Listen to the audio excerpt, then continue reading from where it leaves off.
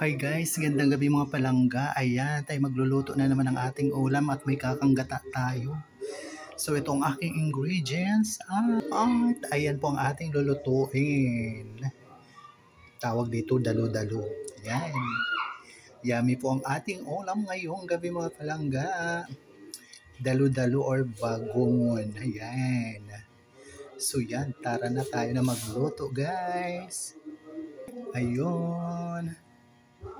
So yun mga palangga, nilagay ko na yung ating ingredients, loya, bawang, sibuyas, at tatakpan na muna natin.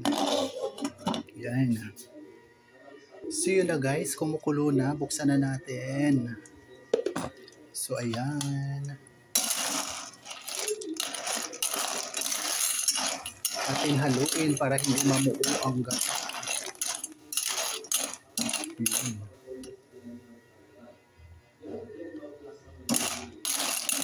Ayun mga palangga. Kumukulo na, haluin natin para hindi mamuo ang gata. Ayan guys, lagyan na natin ang ating sili kaya mabilis na maluto. Ayan. So yun guys, takpan muna natin. Ayan, para maluto talagang gata.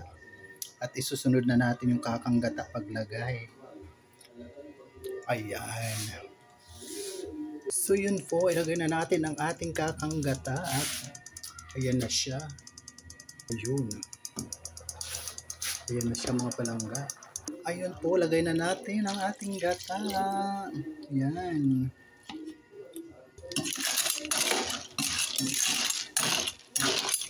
Ayun na po guys. Ayan, palutuin na lang natin ang gata mga palangga. So yun po, takpan muna natin para maluto ang gata. Yan, para makahapunan na po tayo. Ayun na mga palangga, kumukulo na. Yan. Atin ang buksan para ang gata hindi mamuo. Yan po ang ating simpleng ulam ngayong gabi mga palangga.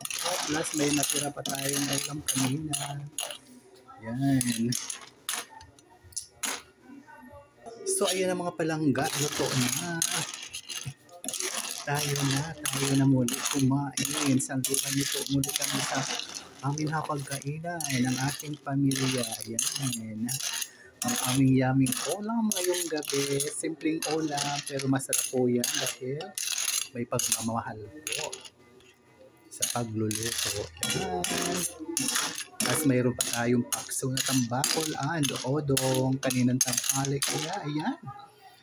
Okay na po ang ating hapunan. Sulit na.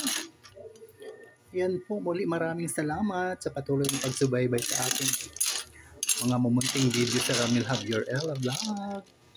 Thank you so much for watching, share, and follow, and like. Love, love, love. God bless us all po. See you sa next video. Bye for now. Ayan. Kainan na.